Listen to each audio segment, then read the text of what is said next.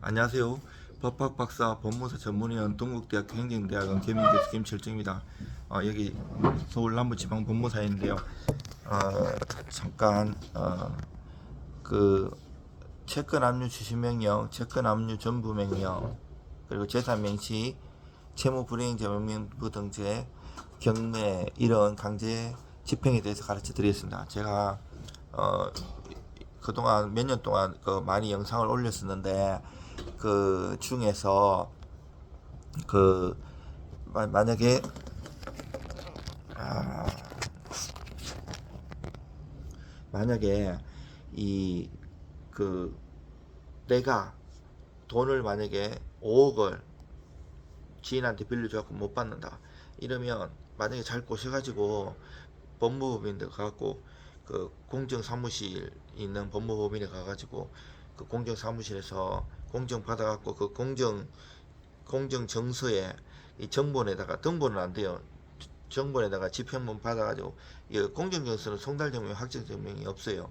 요거 받아가지고 은행이나 뭐 은행 통장 압류, 그 보증금, 뭐 정권, 보험 이런 거 수백 가지가 넘어요. 채권 압류 추심 명령 하면 돼요. 근데 요래 꼬셔도 공정 안 써줄 때는, 담보가 없을 때 소송을 해야 돼요. 소송을 하는데 지급명령 같은 데는 뭐 100억도 하고 200억도 하고 금액이 제한이 없어요. 그 대신 인지가 한 10분의 1 적은데, 지급명령을 신청하면 시간을 끌기 위해서 채무자가 이의 신청할 수 있고, 이의 신청하면 또 송잔도 때려내고 인지도 또 다시 내야 되기 때문에 돈이 많이 들 수가 있어요.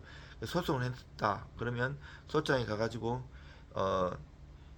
이 판결 정본에다가 집행본 받고 송달증명, 확정증명 이렇게 받아가지고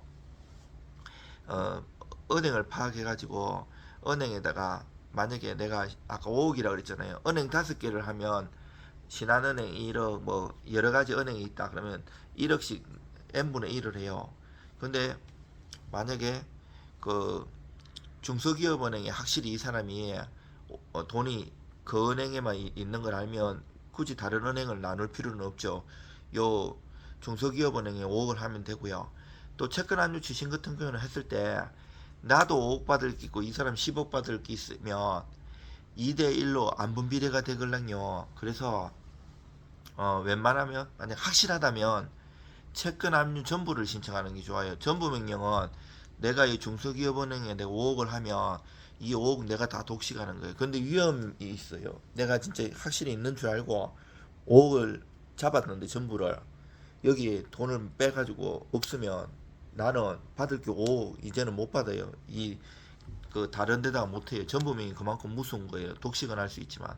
근데 만약에 내가 원래 이제 은행을 자꾸 예를 들는 건데, 채권 압류 주식 명령을 해가지고 그 진술 채굴을 해요. 전자수송하면 거기 딱 나와요. 그러면 보내면 은행에서는 보내요. 다시 그 법원에다 보고를 하걸랑요. 내가 이 정도 있는데 채무를 인정하는가? 인정한다. 우리 은행에 얼마 있다. 그리고 뭐 중복 압류 등이 있는가? 뭐 적어요. 그러면 만약에 채권 압류 추심을 했어요. 그 5억 받을 게 있는데 신한은행에다가 1억 1억씩 해갖고 1억이 있어요. 그러면 진술 채고 확실히 1억 있잖아요. 중복 압류도 안 돼 있으면, 다른 사람이 압류가 안 들어 있으면 전부 명령을 바꿔야 돼요. 압류의 효력은 살아있고 추심 거는 이제 포기되는 거고, 추심이 전부가 되는 거예요. 전부 명령 신청하는 게 있어요. 일반 사람들 잘 모르는데 그런 특이한 것도 있고 위험 부담도 따르기 때문에 조심해야 돼요. 진술 채고를 그렇게 했지만 이미 그 은행에서도 압류됐다고 채무자한테 오글랑이 돈 뺄 수도 있고 여러 가지 뭐 사정이 있어요. 잘못 기재해서 그러면 그 고스란히 1억에 대해서는, 그리고 5억 받을 게 있는데 전부 명령 5억 할 필요 없죠. 왜냐 1억만 하면 되죠. 이 범위에 대해서 하기 때문에. 그리고 만약에 이 한국 이제 민사재판 실무제요 뭐 이런 거 보면 이런 게 뭐 5건씩 있어요. 이런 거 있는데 책인데, 사실은 일반인들이나 법무사 변호사들 저 책 잘 안 보지만 저처럼 박사 공부하고 한국민사집행법에서 법관들하고 토론하고 학회하는 사람들은 저런 수준을 뛰어넘어야 되거든요. 저 책에 있는 거는 그 정도 수준으로 실무에서는 낙하지 않아요. 왜냐하면 보통 다 자기가 거래하는 법무사나 변호사가 있기 때문에 저한테까지 올 때는 해결이 안 되고 어려운 사건들이 오거든요. 근데 이제 그 책으로 보통 해결 안 되고 실무에는 또 그거를 다 뛰어넘어야 돼요. 모든 이론과 실무를 체결하면 책이 저것도 막 천 페이지씩 5건이면 5,000페이지 되는데 모든 것을 그렇게 할 수는 없는 거거든요. 그래갖고 응용을 해야 되는데 만약에 내가 옛날에는 뭐 이게 달라졌어요. 뭐 150만 원 이하나 압류 못하고 최저생계비 뭐 지금은 185만 원으로 바뀌었는데 내가 통장에 신한은행에 170만 원이 있었어요. 185만 원 이하잖아요. 내가 너무 가난해. 지금 기초생활수급자고 어려워요. 그러면 이거를 압류 범위 변경 신청할 수 있어요. 채무자는 그 기초수급인가 하고 압류금지 채권 이자체 185만 원 해갖고 송달 인지 내면 별도의 사건 번호가 기재돼 가지고 진행이 돼요. 그러면 그 압류 범위 변경 신청도 할 수 있고 또 이 채권 압류 추심에 만약에 내가 5억 받을 게 있는데 그럼 은행을 하나를 하면 하나에 5억을 하는 거고요. 두 개를 하면 2억 5천씩 하는 거잖아요. 5개를 하면 1억씩 하는 건데 문제는 이렇게 5개 은행을 잡았는데도 돈이 없을 수가 있잖아요. 없으면 내가 또 다른 보증금에다가 얘가 보증금이 한 5천만 원 있는 걸 알았어. 그러면 또 보증금에 대해서 채권 압류 추심해가지고 얘가 개인이면 법인은 보호를 안 받는다 그랬잖아요. 이제 개인이 법인도 보증금이 있을 수 있는데 이때는 뭐 최저 그런 건 없어요. 주택임대차 보호법이나 상가임대차 보호를 안 받기 때문에. 근데 개인 같은 경우에는 서울 같은 데는 5,500만 원에 그 표가 있어요. 그 연도마다 다 달라요. 그 건전합건이 설정된 그 말소 기준 권리에 따라 가지고 그 당시 법을 적용하거든요. 근데 만약에 이 5천만 원이 있다. 그러면 내가 또 하면 여기 은행에 벌써 5억을 묶어놨잖아요. 돈을 내가 추심을 못했어도 여기 5천만 원 있으면 이 5,500만 원이 5억 5천만 원이 되기 때문에 이 과잉 압류가 될 수가 있어요. 과잉 압류하면 보증서가 날라요. 법원에서 야, 너 저번에도 5억 하고 네 받을 게 5억인데 이거 하고 이거 또 보증금 5천만 원 하면 5억 5천이 하면 채권자 입장에서 억울하잖아요. 난 돈도 뻗지도 못했는데 뭔 소리 하는 거야. 이래도 법에서는 소용이 없어요. 그래서 보증서에 대한 답을 잘 써야 돼요.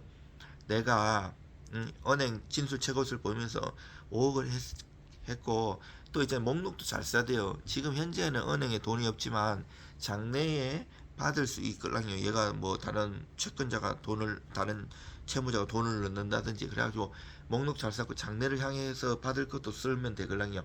신한은행이면 신한은행 다가 묶이는 게 내 특정한 계좌가 묶이는 게 아니고 그러면 진술 체크 보십시오. 법원의 판사님 나 여기 돈이 없어가지고 더 회수를 못했다. 그래서 하니까 봐달라 해갖고 하면 봐주기도 해요. 봐줘야 되고 사실은 이런 경우도 있고 실무는 이론하고 달라요. 그 상황에 따라 가지고 응용을 해야 하고 종합 예술이에요.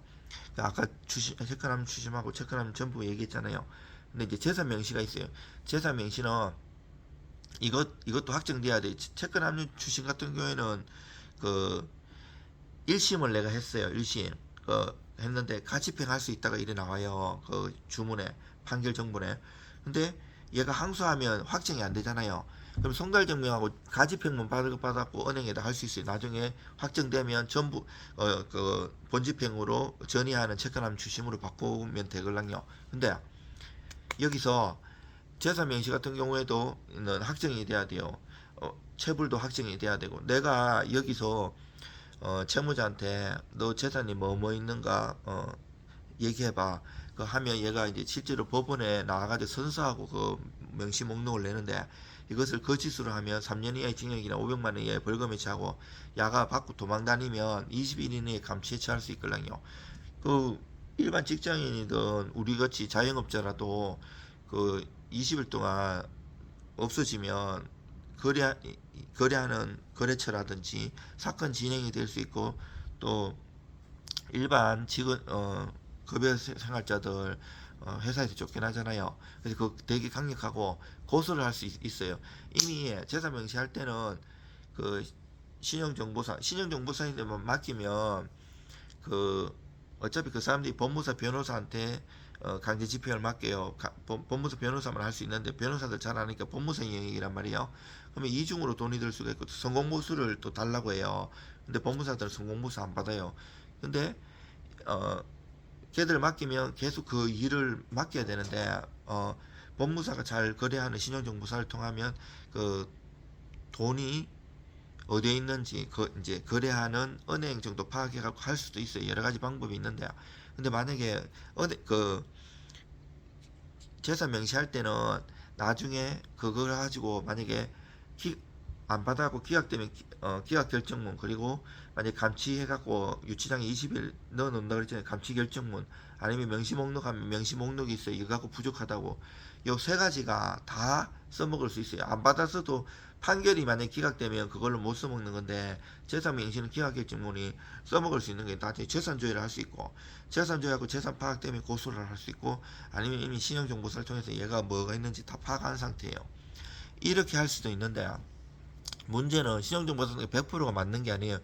은행을 진짜 이렇게 특정해 갖고 아는 게 아니고 은행이 사용하는 신용카드를 보고 유출을 하는 거예요. 국민은 카드를 쓰면 국민은행을 쓰겠다 이렇게 100%가 맞잖아요. 보통 그렇게 쓰는데 저 같은 경우에는 대부분 그렇게 하는데 뭐 하나카드 같은 경우에는 그 하나은행 같은 경우 법무사 15, 6년 전에 초기에는 그 마이너스 대출을 써갖고 하지만 그게 필요가 없어지면 어느 정도 살만하면 그걸 없애버리거든요. 그러면 하나은행 계좌를 날려버리면 뭐 국민은행에다가 이체를 편하게 이렇게 자동이체 걸어놓는 경우도 있거든요. 이러면 틀릴 수가 있어요. 그리고 그런 문제가 있고 채무불이행자 명부등재는 확정되고 송달되고 확정된 다음에 6개월 동안 안 갚으면 할 수 있는 강력한 거예요.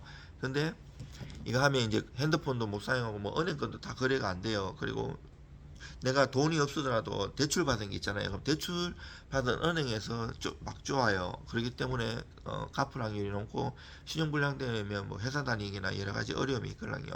그러면 만약에 채무불이행자를 신청했으면 채무자를 가만히 있으면 되는 게 아니고 이거는 지금 채권자도 보시고 채무자도 보시고 제거 유튜브 보면 채무불이행자 명부 등도 있고 반대로 신문서 답변사 하는 것도 나와요. 원래는 1원이라도 안 갚으면 채무불이행자 명부등재 신청을 할 수 있고 거기서 사유서는 갚았을 때 아니면 부당했을 때 이금을 할 수 있는데 뭐 이렇게 좀 이렇게 감액해인 다 준다든지 합의를 종용한다든지 매달 얼마씩 갚겠다 이런 건 안 받아주는 거걸랑요. 그렇지만 그거를 법리적으로 10여 페이지 써가지고 공격과 방어를 하면서 잘 써갖고 내는 방법도 있고요. 여러 가지 방법들이 있어요.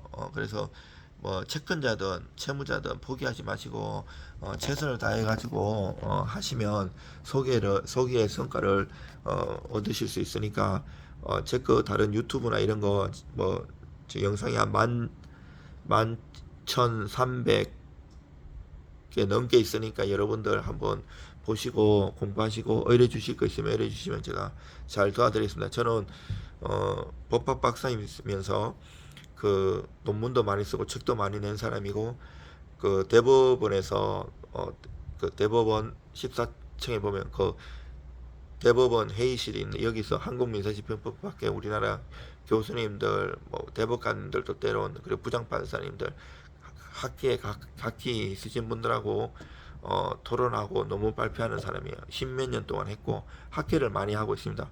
그리고 공부하는 걸 좋아서 오늘도 토요일인데 제가 15년 동안 하고 그 전에도 법 공부를 평생 하고 지금 50대 중반인데도 많이 하고 있지만 토요일인데도 이렇게 또 나와서 이렇게 공부하고 끊임없이 법조인들은 법을 관련한 사람은 판례의 변화라는데 어제 같은 경우에 또 그거 나왔잖아요. 전원 합의체로 시효이익 폭이 이제 만약에 일부를 내가 채무자가 갚았으면 시효이익의 폭이라고 바꾸려요. 원래 소멸시효라는 게 있는데 채권 같은 경우 만약에 10년이다 판결문도 그렇고 이 중단이 있는데 청구 채무의 성인 채무의 성인에는 이제 내가 일부 갚은 걸 말하는 건데 근데 그 이틀 전에 대법원 전원 합의체 판결에서는 내가 일부를 갚았어도 시효에게 포기를 간주할 수 없다는 것이나요. 물론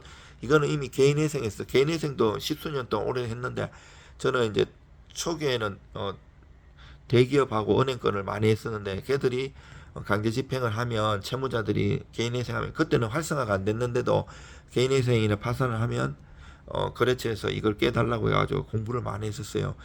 그 시효이익의 포기로 볼 수 있는 경우를 나누어 바꾸려요. 우리가 이제 학회나 이런 데서 발표를 하면 이게 입법이 되면 국회를 가는 거는 몇 년이 걸려요.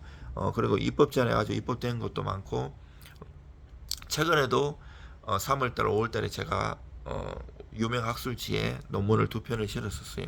민사집행 관련해가지고 하고 여러분들 힘내시고요. 그 채권자는 채권자대로 돈을 못 받아서 속상하고 채무자도 악성 채무자는 진짜 말할 것도 없고 이제 돈이 없어서 못 갚는 경우도 있는데 그때마다 우리나라가 채권자를 위해서 채무자를 위해서 그 제도를 많이 있으니까 일반인들은 몰라요. 법무사 변호사들도 공부를 많이 안 한다 이러면 모르는 제도들이 많이 있어요. 많이 안 해보면 그런 것들 공부해 보시고 의뢰 주시면 제가 잘 도와드리겠습니다. 이상 법학박사 법무사 전문위원 동국대학교 행정대학원 겸임교수 김철중입니다.